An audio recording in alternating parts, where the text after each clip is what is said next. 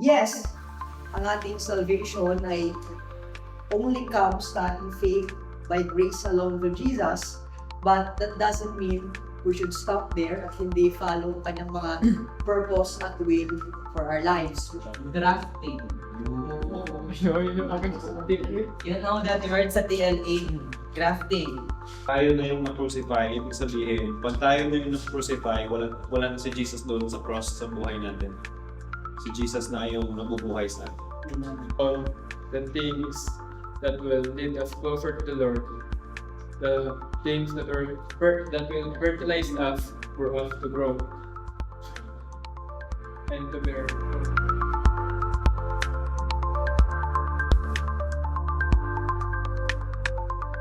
Ito ay natutunan ko lang doon sa fellowship sa San Andres. Gusto ko rin siya share sa inyo.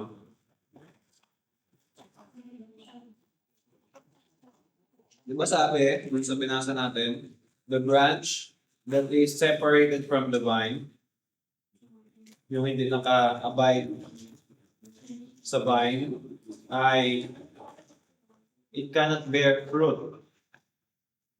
At sabi ni Jesus, likewise, if you do not abide in me, you are nothing. For without me, you are nothing. Nung Sabado, sa fellowship, nag-social meeting kami doon, at may isang kapatid na nag-share. Yung mga tao na nag-abide kay Jesus, believer in Jesus, ay ibig sabihin sila ay by name, ano sila? Christians. Ano pa nga, spoiler? Christian. Pero hindi lahat ng Christian ay may fruits. Katulad nung sinabi sa ating binasa, sabi doon ay yung branch na naka-abide in me, si Jesus yung nagsasalita, but does not bear fruit. Ibig sabihin, may mga branches na naka-attach kay Jesus, pero hindi sila bumubunga. So ngayon, let's say, yung branches na tinukoy doon sa verses, dahil sila ay naka-attach kay Christ, sila ay Christians. Ngayon, if an individual is in Christ, he is a Christian. Pero, sabi ng verse, if you do not abide in me, you are nothing. Dahil may video, let's give credit to the owner para hindi tayo ma-plagiarize. Ito ay reflection ni Sister Glendale Felda. Shout out. So without Christ, ang Christian, pag walang Christ, ano lang may iwan?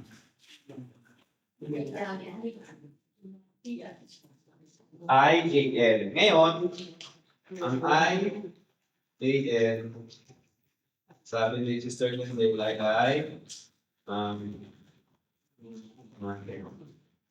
may blow. Yun lang. Without Christ, we are I am. I am nothing. Sino ang gusto mag-share next? Okay. Sabi sa verse na ito, sa mga verses na ito, Jesus is the vine. Let's say, the vine. With flowers, with leaves. And we are the branches. Ganyan. And the Father ay ang gardener. The Father is the gardener.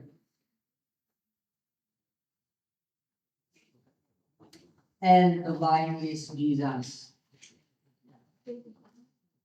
And tayo are the branches.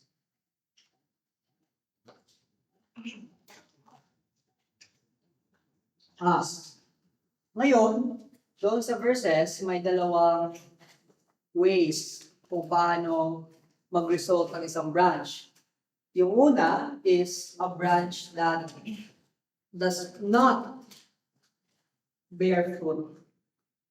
Not a branch that does not bear subject verb agreement does not bear fruit. And the other one is the one who bears fruit. Yung nag-bears ng fruit.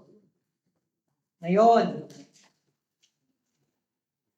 bakit particular si Jesus sa pag-bear ng fruit? Hindi ba enough na connected tayo sa Kanya? Hindi ba enough na tayo ay may faith sa Kanyang ginawa sa atin? Bakit kailangan natin gumawa, may gawin? First of all, may konting tama doon. Ang ating salvation ay nakadepend lang sa ating faith by grace alone. Pero, yung faith na yon ay dapat mag-work. So, hindi siya faith and works, yun ay faith that works. Ang result, yung ating last Bible study, sabi doon, ang result ng pag-love kay Jesus is keeping His commandments. Di ba? John 14 verse 15, if you love me, keep my commandments. So, ito na yung part na yun.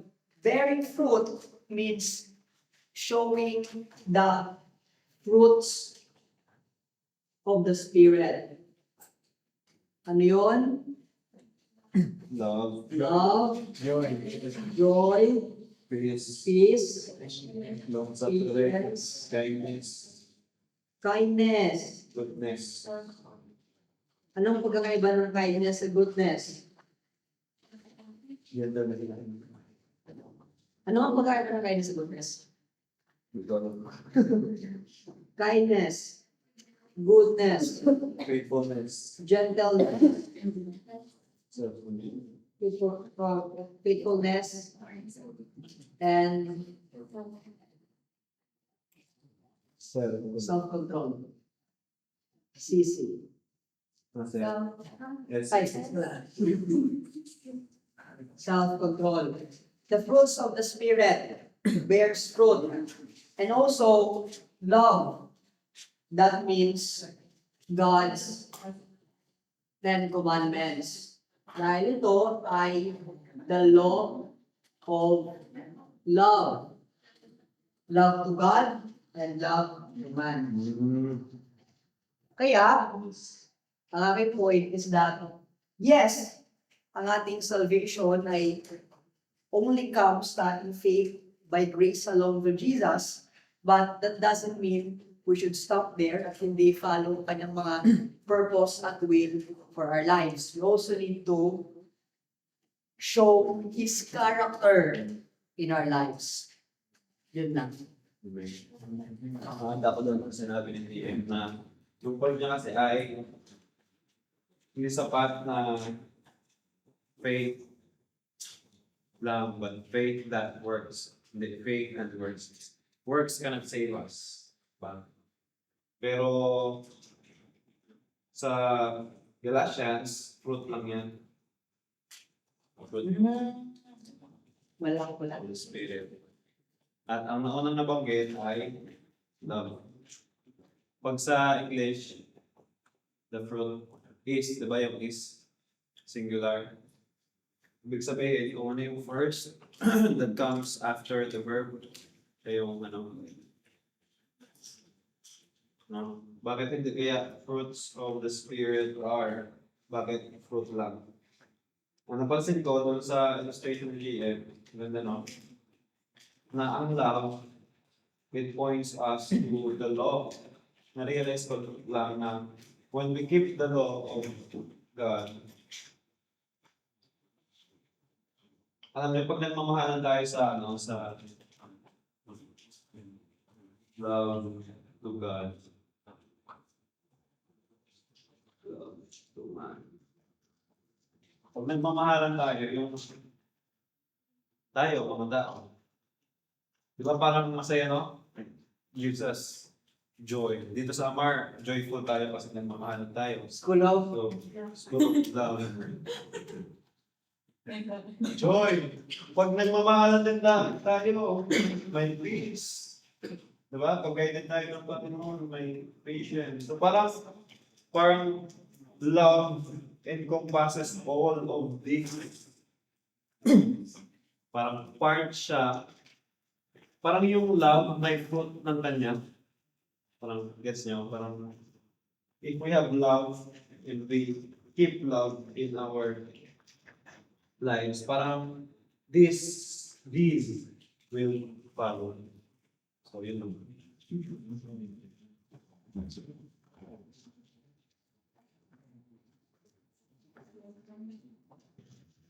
Try lang. Pero madali lang dito mag-build up. Kung gusto na mag-build up. Kasi hindi pa complete. Pwede pa ito mabubuo.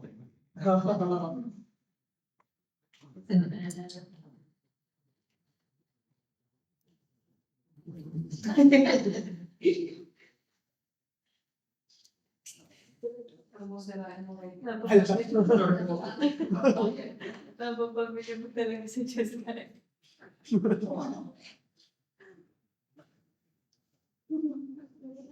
Dapat mo na artist artist.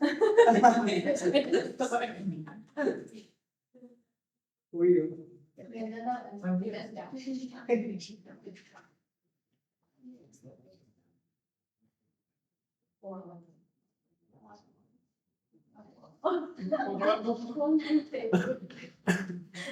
Ganyan na.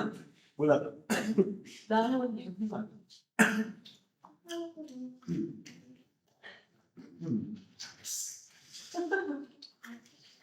take your time, yeah, take your time.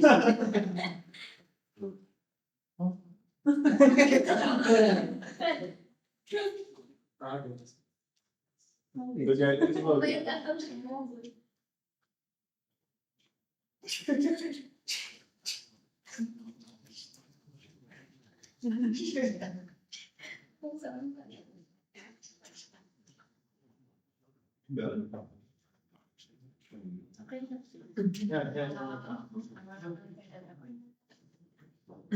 Yung akin ay for us to stay connected to the vine. And we can stay connected to the vine by prayer, by Bible study, by fellowship, and by sharing the gospel. Pero sabi rin ako, nagsabi sa amin naman sa Sabado daw, may false daw na true vine. Dapat May ay false vine. false vine, fake vine. Yung mga ibang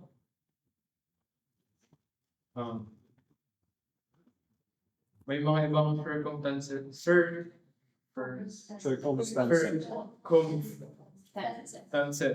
na tayo ay nalilive sa faith na vine. And kapag tayo ay nalive sa faith na vine,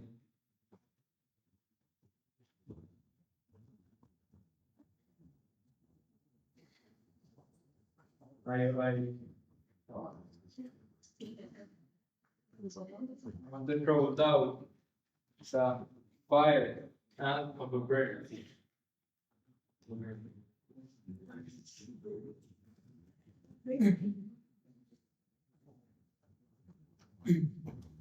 But for us to bear fruit, for us to stay the true vine, we must abide Jesus and let Him come to us for Him to abide in us. The branch cannot bear fruit of itself, tayo bear ng fruit ng sarili natin, maliban kapag tayo nag-abide sa kay Jesus. And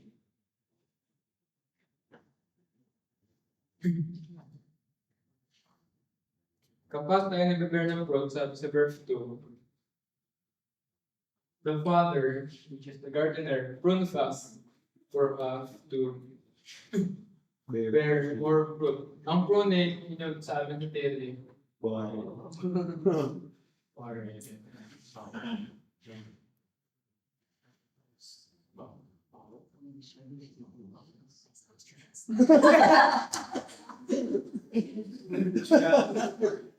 ay guguntingin. Para, pag ginunting yan, mag-trip siya, at ang yung pagtutubo ay mas healthy and much more good. By this, kapag tayo nag-bear ng fruit, more fruit, we will be able to be called the true disciple of the verse 8, and therefore bring glory to the Father. Amen. Amen. Nice one. Pinang gusto kong dumagdag ka sa sinabi ni El.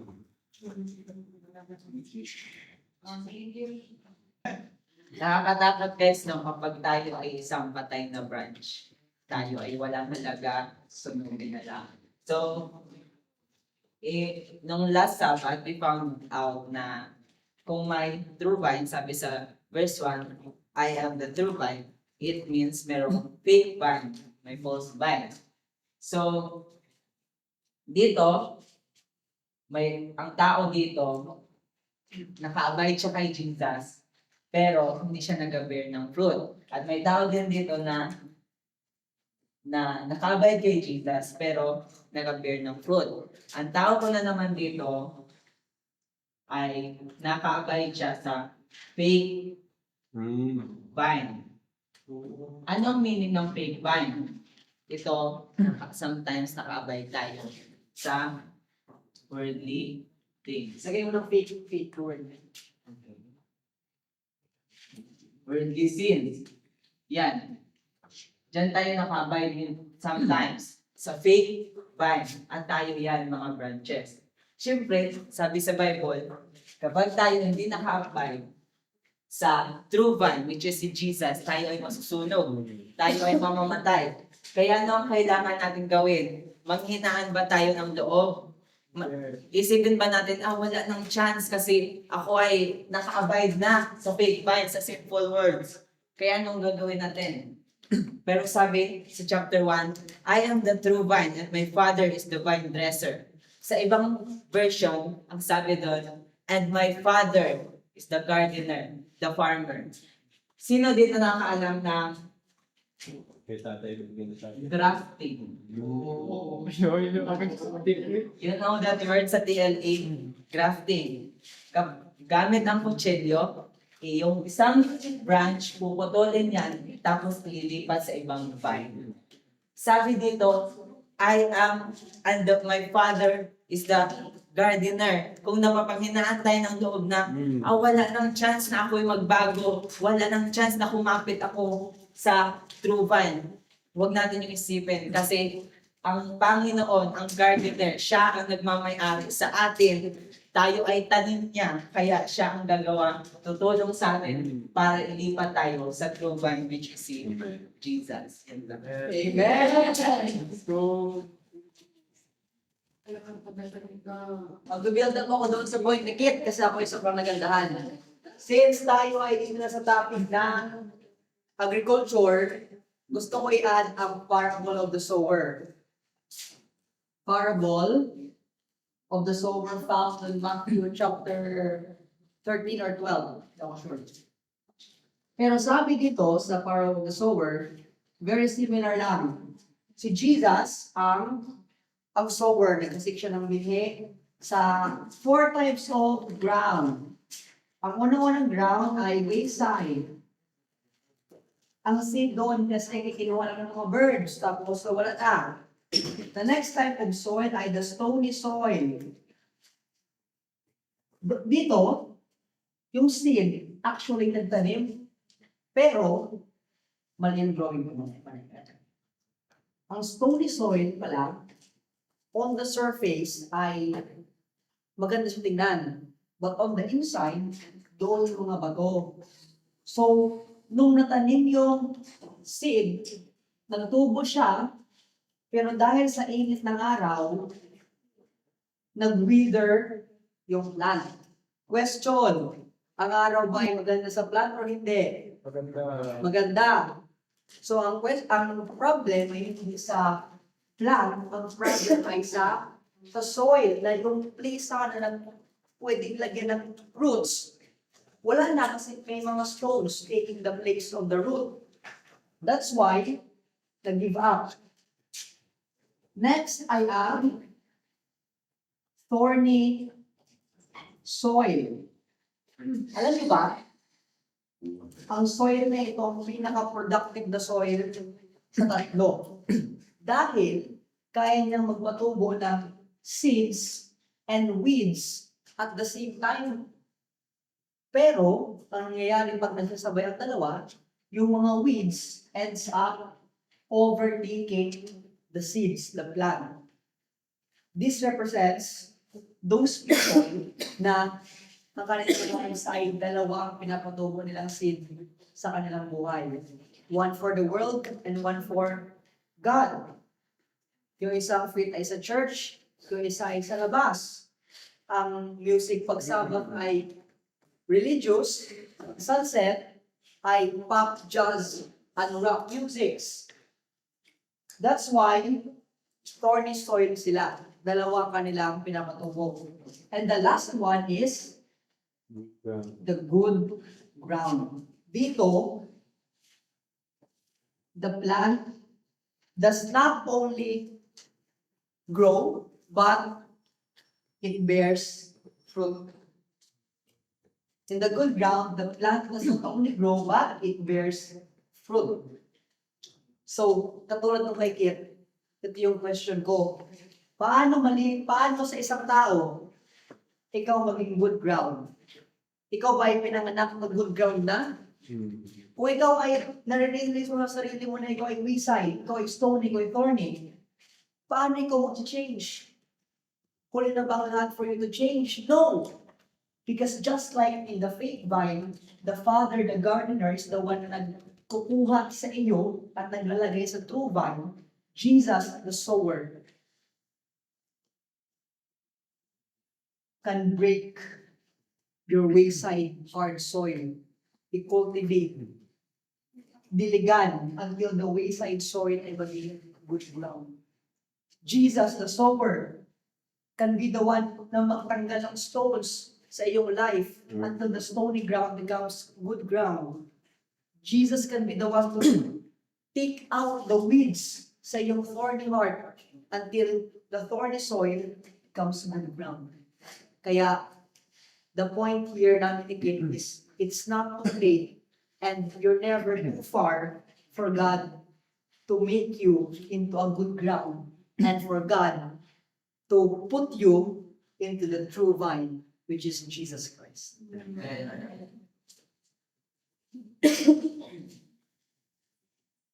Okay. Alright. Di ba may true and may faith? Ano ba yung natatanggap ng branch sa vine? Ano ba? Tingin ninyo, ano yung natatanggap ng pag sa tao yan, ang natatanggap ng branch sa vine ay nutrients. Pag sa atin ay kung ano yung mga feed natin sa sarili natin. So kung gaano ka-healthy yung vine, yun yung nutrients na binibigay niya sa branches niya. Ngayon, ibig sabihin, kung pag sa atin yan, di ba may plants, human sa atin, kung ano yung kinakain natin, yun yung bibigay sa atin ng nutrients. Pag sa Bible ba, ano ba yung bibigay sa atin ng nutrients? Spiritually.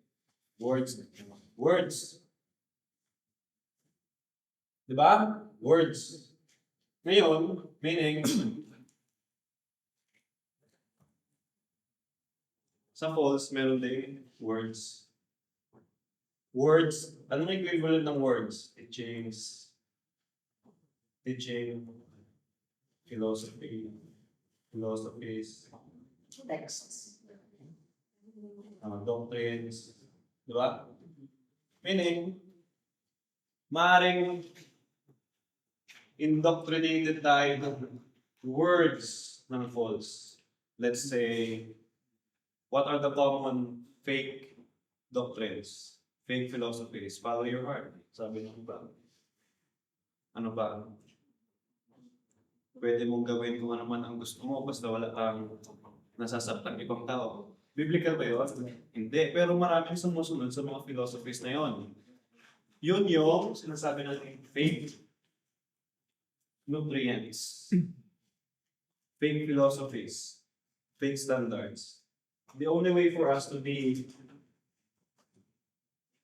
familiar with the true vine ay sa pamamagitan ng Word of God. Amen. Sabi sa John 1:1, in the beginning was the Word, and the Word was with God, and the Word was God. Meaning, this Word is God. Pala.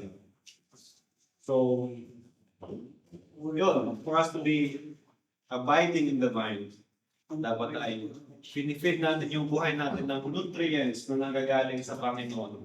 At ibang source ng nutrients na ito maliban sa scriptures. So, yun lang po.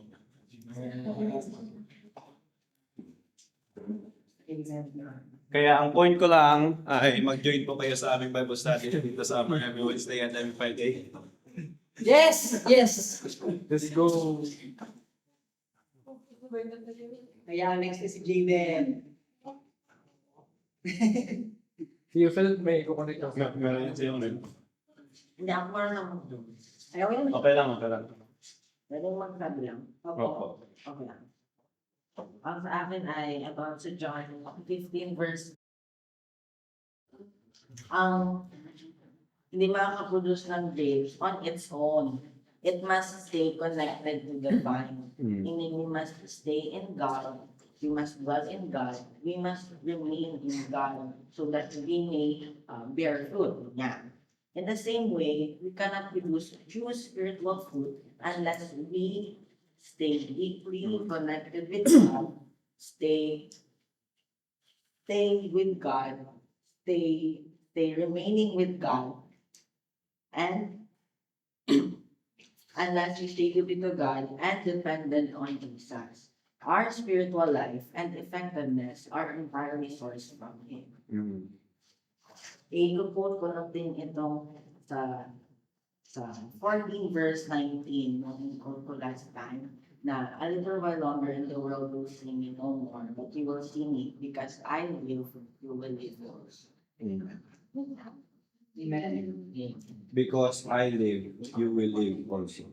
Amen. Kaya, pag tinanggal yung branch doon sa vine, di ba, it withers. Meaning, if we don't abide in Christ, we die. But sabi niya, because I live, you will live also. But we have to abide. We have to stay. Well, we have to remain.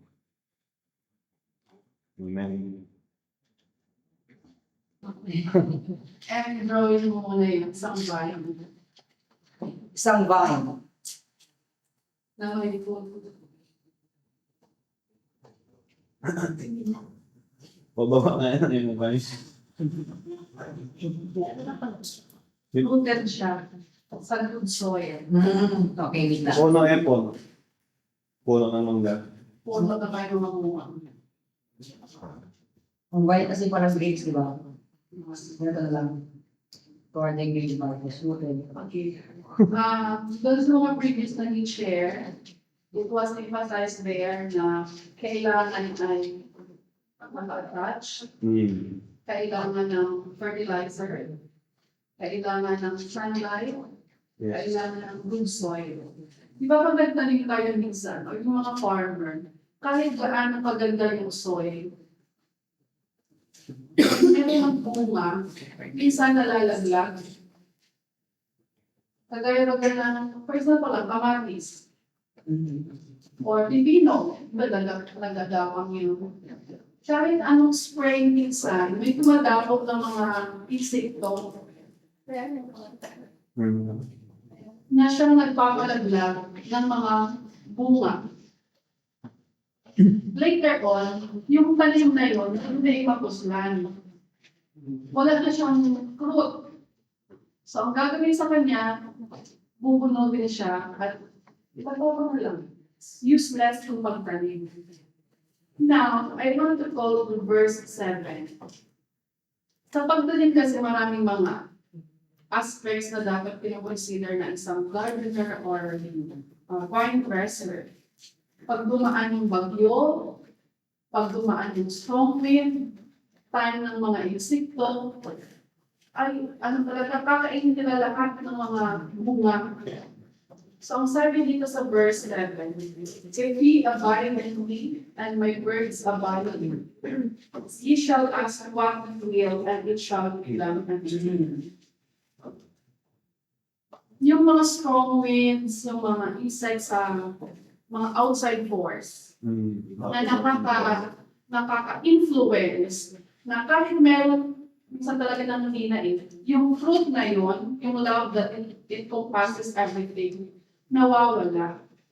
Because of other forces. It could be the friends, it could be our relationship, it could be the influence of the world. Pero ang sabi dito, if ye abide in me, ask whatever. Para baga, ma-answer ng like, Lord, Father, please help me.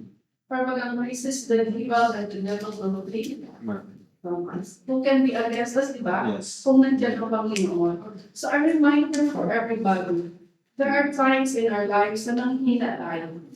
There are times in our lives na kahit anong gawin natin, parang sa tingin natin ay good na, nangunga na tayo. Pero parang walang nakikitang na walang effect or walang nakikitang magandang result.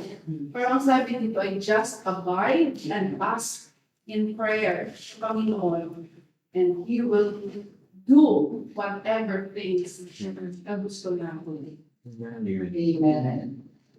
Yung meron tayo Give them the power to overcome. external factors na maaaring maka-apekto sa ating pag-abide or baka magdulot pa na tayo ay malaglag. Pero yung point ni ma'am ay ang Panginoon ay one prayer away. Parang yung kantang One Call Away. Ang Panginoon ay one prayer away lang. And we will be answered if we abide. Yes. Gusto ko mag-add sa verse 7 ni Ma'am. Sabi dito, ask whatever you wish and it will be done for you. Ano kaya guys ang isa sa pinakamagandang wish na pwede natin itanong sa atin? Sabihin sa ating Panginoon. Ano? You know that song, Abide with me, prosperous the everything.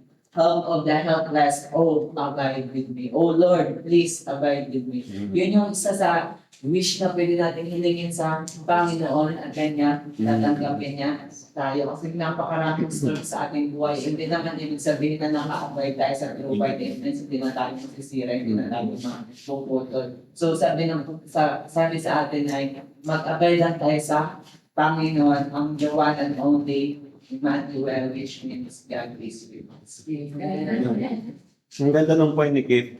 Kasi parang all along, we've been trying to teach that we have to abide in Christ. Pero actually, we are nothing. We can do nothing at all. Meaning, for us to abide, we have to realize na ang Panginoon yung umahawak sa atin, not letting us go. Wala lang, yun lang.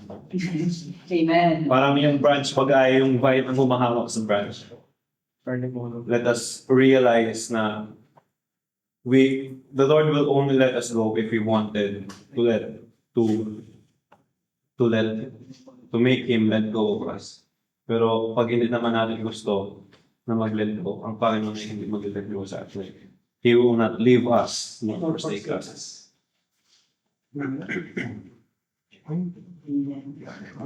So we have to understand that it's still about the Lord, no? Charles. You know, Gagana ng Lord. sa inyo branch, naman full grown tree. Sa baba banda, mas malaki yung face.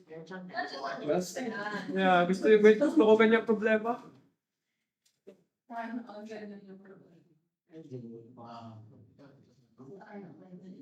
You know,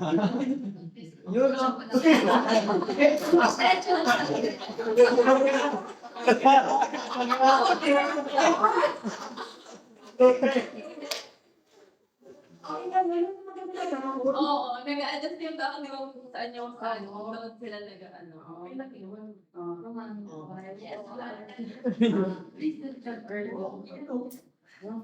Nice one.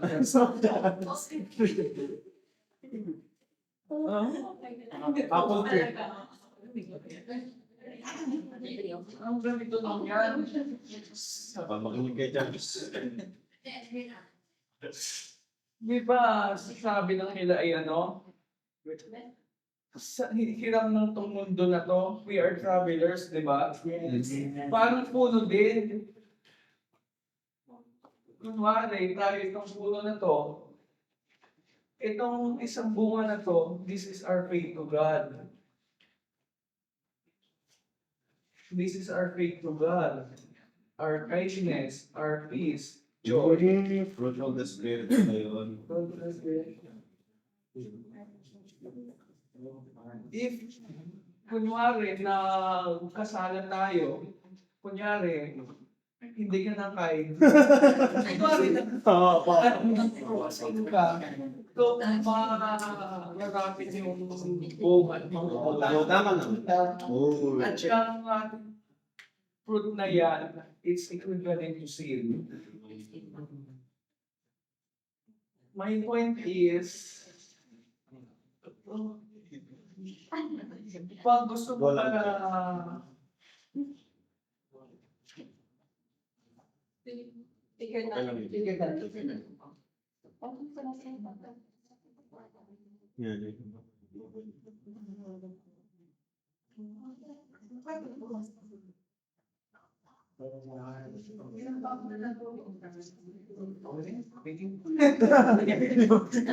Ang point ni Charles na ito, pag walang tayo ng fruits, anong purpose natin? Anong purpose ng tree? Di ba? Wala ng purpose, kaya dapat yung ating fruits ang ating maging product of God's love Amen. sa ating buhay. Thank you, Charles. Hey, ako may gusto lang tama yung pagkakaintindi ko. Sabi sa verse 7, if you abide in me and my words abide in you, you will ask what you desire, and it shall be done for you. By this my Father is glorified, that you bear much fruit. So you will be my disciples. So, doon ako sa, hindi ko alam kung yung by this, my Father is glorified, yung next verse, yung next phrase, or yung previous. Ano sa tingin ninyo? Verse 9. Yung verse 8. By this, my Father is glorified that you bear much fruit. Siguro doon yun, no? Kasi the verse within the sentence. So, doon na lang. Pero may point sana akong previous yung tinutukoy ng by this. Kasi meaning, if you ask what you desire, it will be done to you if we abide in Christ. Yung point ko, yung mga answered prayers natin, yung mga faith-filled prayer requests, yung mga most ambitious request natin sa Panginoon, gusto yun ng Panginoon na hilingin natin. Gusto ng Panginoon na mag-pray talaga tayo, mag-ask tayo kung ano man yung kailangan natin. Willing siyang sagutin yun. Sabi niya, I by this my Father is glorified. Pero kung mali yung aking pagkakaintindi na sa next pala, the Father is glorified if we bear much fruit. Ayun. So, kapag tayo mga kapatid, ay meron ganito. We have this. And this. Kung meron tayong ganito, ang Panginoon ay nag-glorify. Amen. At the cost, the evidence of discipleship, I am fruit. Yun yung evidence. Yeah. You shall know them by their fruits. So, if we want to become disciples of Christ, we don't need to join. Okay lang mag-join. We encourage you to join kung gusto niyo mag-join sa mga missionary organizations. But we don't need to go there para tawaging disciples. Even in our own ways, kung tayo mga kapatid ay merong bunga ng Panginoon, yun ay evidence na tayo ay disciple. Amen. Ako ulit. Wala akong drawing pero explain ko lang. Hindi ba kayo nagtataka kung paano nag-abide ang branch in Christ pero hindi siya nag-bear fruit? Yun yung sabi sa verse 2 or verse 1. Verse 2 ba yun? Verse 2 sabi doon, He who abides in me but bears not fruit, I will cast him out. Tingnan niyo lang. Yung branch na hindi nag-bear fruit at yung branch na nag-bear ng fruit ay same lang ang kanilang connection sa vine. So, ang problem ay hindi doon sa connection nila, kundi doon sa mismong branch itself. Meaning, same ang nutrients na nagdadaloy from the vine papunta dito at doon. Same ang nourishment, same ang minerals, same ang water, Same ang teaching, philosophies, and doctrines. ang words, same lahat. Meaning, we can have all of that, but kung sa ating sarili hindi tayo nag-decide to follow it, then wala din yung halaga. But the point here is, kung tayo man ay someday, pag hindi tayo nag-bear ng fruit at tayo na-cast into the fire, it doesn't mean na ang Panginoon ang nagkulang sa kanyang pagmamahal sa atin at kanyang sacrifice dahil binigay niya na lahat through Jesus, all heaven in one gift. Binigay niya na lahat ng grace, ng love, ng patience sa atin. And if we ever sin pa, it's not because of Him, it's because of our own decision. But God's love is enough.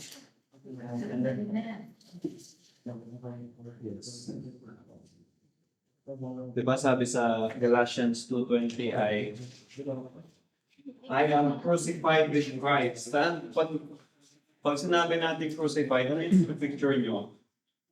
Cross. Yung cross. Just for yourself. Diba yung cross? I am crucified with Christ. I no longer live.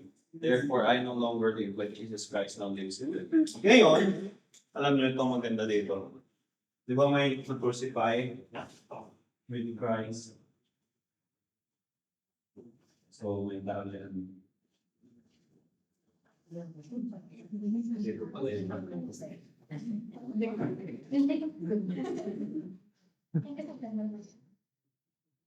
Kay Joseph, sino ang gawin niya ito, no? That's right. Yeah.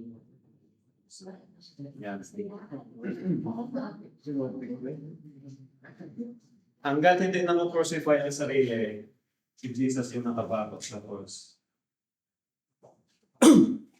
Yes, nyo? We will not bear fruit hanggat hindi na crucify yung sarili natin. Hindi natin tatanggapin yung nutrients ng vine. Dahil si Jesus pa rin yung isa lang dapat yung nakapako sa cross. Ngayon, si Jesus, bumaba na siya. Na-resurrect na siya. He's doing His work in the heavenly sanctuary. dapat tayo mag-crucify so that Jesus Christ will live in us. Pag tayo yung mag-crucify, meaning hindi na tayo selfish, ang goal na natin ay for the glory of the Lord, yung ginagawa natin, we are in service to God and to man. Tayo na yung na-crucify, ibig sabihin, pag tayo na yung na-crucify, wala na si Jesus doon sa cross sa buhay natin. Si Jesus na yung nabubuhay sa atin. So we cannot live the life divine, we cannot bear fruit unless we crucify self and let Jesus live.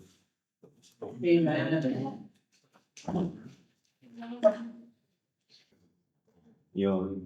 Go ahead, Ed. Connect mo to.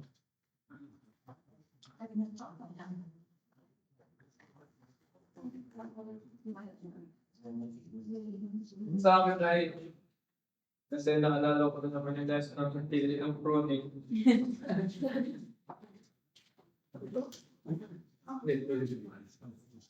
Dito ka.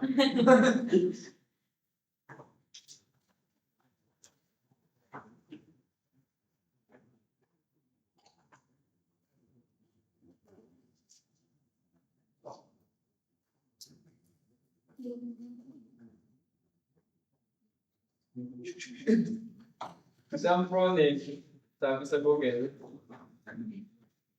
ang ginagawa doon, eliminates unwanted parts by removing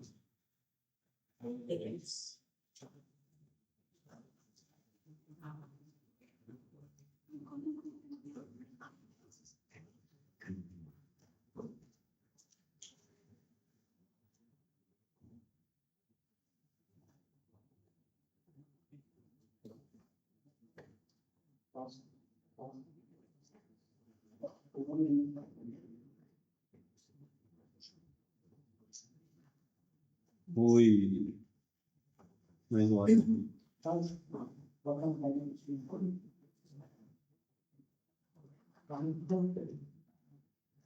yan. Tatanggal yan. Kumari, sabihin natin.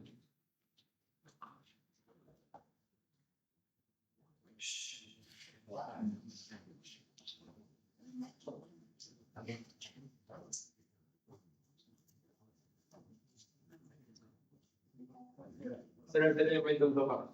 Ang pruning, buhay sa ating buhay, magpapron tayo ni Jesus, ni God.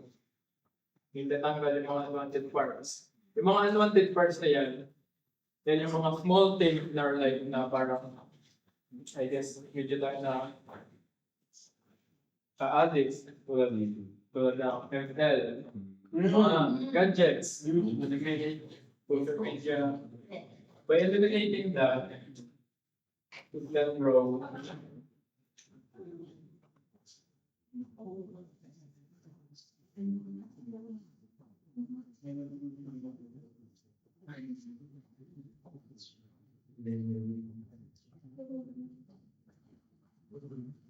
By eliminating the small parts, the worldly desire, the worldly pleasure, it promotes growth. It promotes growth. Ito yung growth natin.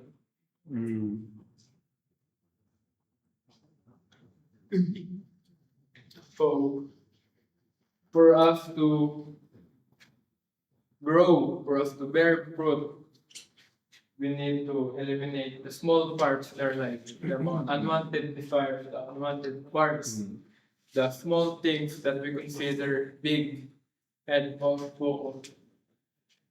on the things that will lead us closer to the Lord, the things that will fertilize us for us to grow and to bear more fruit. Kasi pag hindi natin tinanggal yung mga unwanted parts, kapag hindi natin tinanggal yun ay kumukuha pa siya ng nutrients doon sa vine na sana napupunta doon sa may bunga. I want to add also. Sige po, ma'am. pag kinat kasi, for example, yung katlas, ay photo, pag tayo yun, sakit, sugatan tayo. Yung literal lugar sa gatas ay dugo. Umiiyak tayo, di ba? In relationship, meron tayong pruning din. Yung mga taong hindi nakakakilala sa atin to draw closer to God. Masakit. Ba't talaga masakit? Kasi siguro kung nakakapagsalita lang ng mga branch, yung mga branch na pinutol, sabi lang, it really hurts. Diba? Pero yung lesson doon, yung point doon is, kailangan natin minsan masaktan. Kailangan natin ma-realize or ma-experience ng brokenness. Para ma-realize natin yung purpose natin kung bakit tayo nag-exist. Kasi yung brush na yun, pinutol, dahil hindi na siya bunga. Ang purpose niya ay para bunga. So parang bumunga siya ulit, kailangan siyang masaktan, makaranas ng mga hindi maganda para ma-reload siya doon sa kanyang purpose. Sa ating buhay, ng pinutol. Ganon. Kailangan natin maranasan ng masaktan. Masakit. Kailangan natin mag-grow. We need to experience brokenness for us to be whole again. Yes. For the Lord. So, sometimes, kailangan natin maranasan ng holy. Holy again. Trials. At tanggapin. Tanggapin.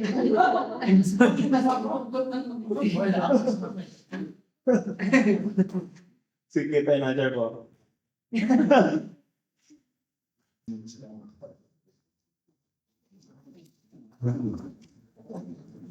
So, yung akin ay very short verse. So, itong verse na ito, yung buong verse, ay i-challenge ako to check his heart if I am staying connected to him. Am I letting his word guide my decision, thoughts, and actions? Diba sometimes, sabi nga ni Ma'am Gan, minsan tayo ay work na lang, tayo ay study na lang. Kasi nakakalimutan na natin minsan na mag-pause at mag-abide in Him. Pero itong passage na to ay nag-remind sa akin na yung true growth, peace, ay nagdadating yung purpose na when we remain in Him. So, sabi sa John 15, verse 5, I am the vine, ye are the branches.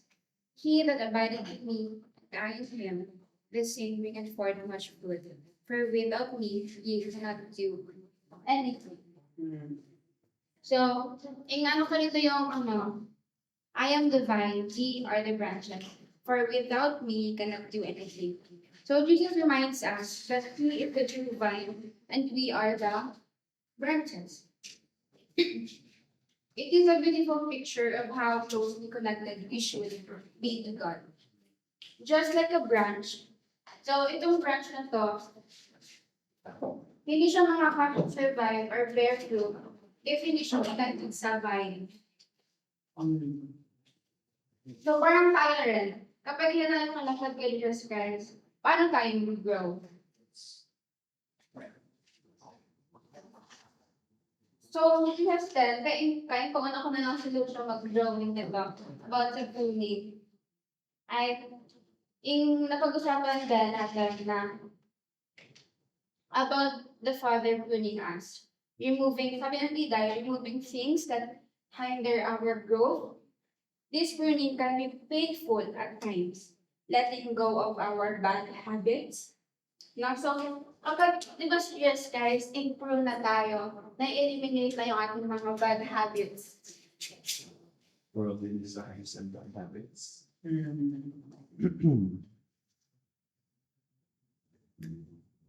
Ito sila, di ba ang worldly desires, ay kapag ikalimutan natin siya, masyado siyang masakit for us. Masyado mga comfort zone, sakit siya for us. And in order for us to grow, kailangan talaga natin masaktan. And ito din yung selfish desire. Hindi siya kita, sir. Okay lang yun. Okay lang. Opo. Pataas na lang. Diyan sa taas. Everyone. Lagyan mo lang ng lumaraw. Selfish desires.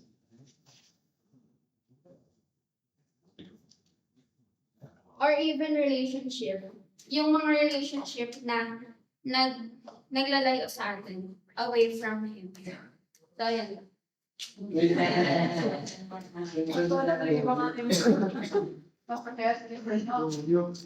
naman. God bless.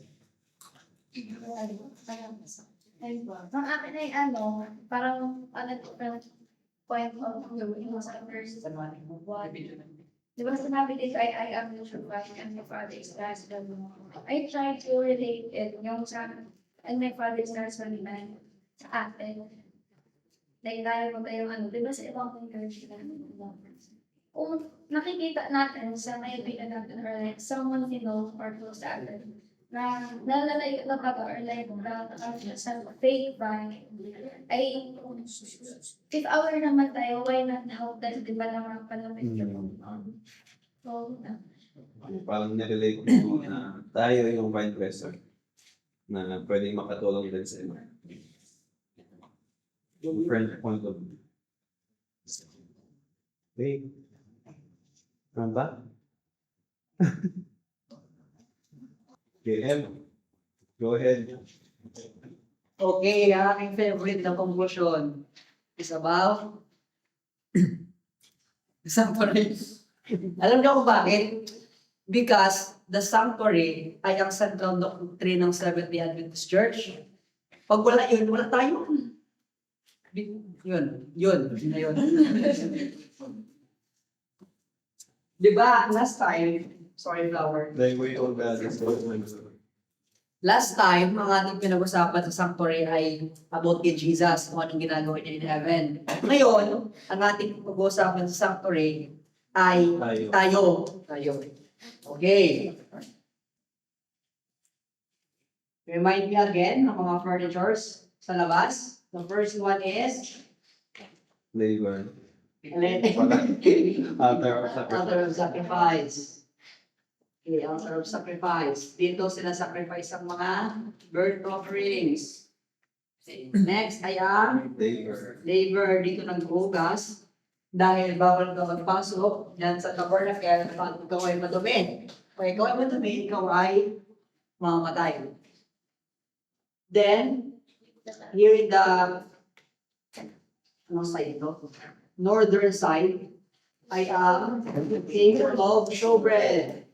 Then, Altar of incense. altar of incense.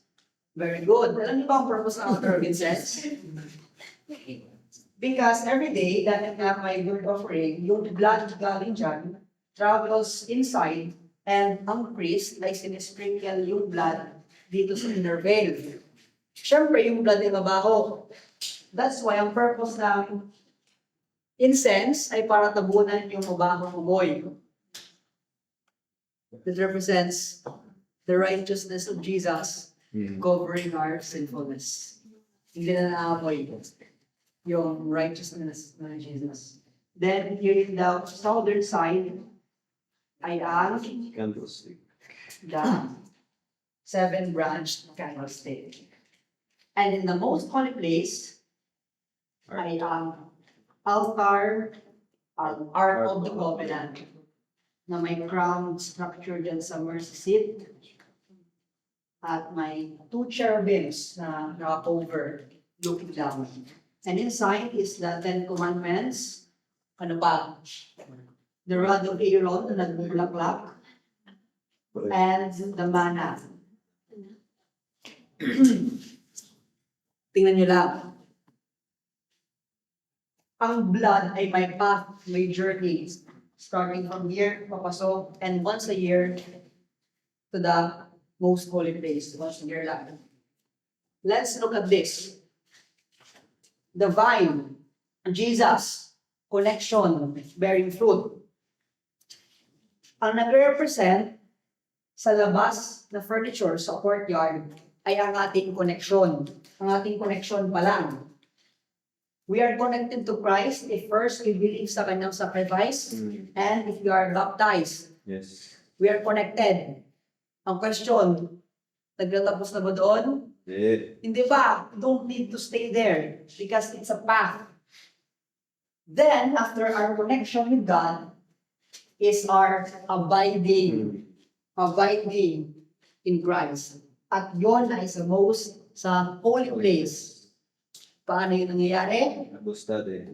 Showbread bread is the Bible, Word of God.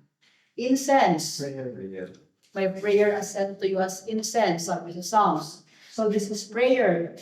Bible study prayer, yun ang ating kailangang gawin every day. And actually, alam niyo ba, ang priests, may regular na 2 times a day na ginagawang sacrifice. Iba pa yun sa mga, pag ikaw ay gusto mag-sacrifice, pag ikaw is right, iba pa yun. Yung 2 times a day, yun ay talagang regular, morning and evening. That represents our morning and evening worships. And then, the lampstand, actually maraming representation. If we zoom in sa kanyang branch, meron yung actual na may apoy. And ang kanyang design, actually parang may leaf dyan. Leaf. And the candlestick. The candlestick actually represents the church. Sabi sa Revelation. Ang lamp represents your word is a lamp. It also represents the Bible. Same sa showbread. And then, doon sa taas, dahil may fire, ang nag-cause ng fire ay oil, olive oil. And that represents the Holy Spirit. And then, the fire, the light, Let your light so shine. yes, it's us and it's also Jesus, the light of the world. Lahat ng yan, combined, the church, the Bible, the Holy Spirit, and through Jesus as our light, tayo dapat ang magpaliwanag sa ating dark world through our actions, through our love, through our joy, through our peace and patience and goodness, self-control. That's our life. Bible study, prayer, and being a light to the world. But it doesn't stop there. Someday, ang mga hindi nag-bear ng fruit will be thrown into the fire. But those who bear fruit will be gathered in the barn. Para yun yung purpose niya, to be gathered into the barn. Yung gathering of us in the barn is in the most holy place where we will go to heaven someday and be glorified. At ang ating sinful nature na ay maging changed totally, 100%. So praise the Lord for thy way, O God, is in the sanctuary. Actually, last na talaga. Kung ating gagawin baliktad ang furnitures ng sanctuary, altar of sacrifice, neighbor, Bless sabi niya. may incense, dito ay may table showbread, may candlestick, at may Ark of the Covenant.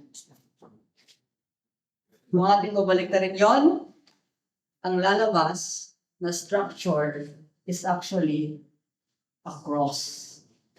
At yung mga furnitures ay doon natin makikita kung saan natusok, na-damage si Jesus. Sa paa, Side. ang liver ay sa side. Di ba ang liver ay may water? At nung tinusok siya yung blood and water flowed. And the two hands Nail. and in the heart. Jesus died with a broken heart. and ang kanyang crown of thorns in his head. Sting na. Amen. Grabe na lang kami dito. Okay.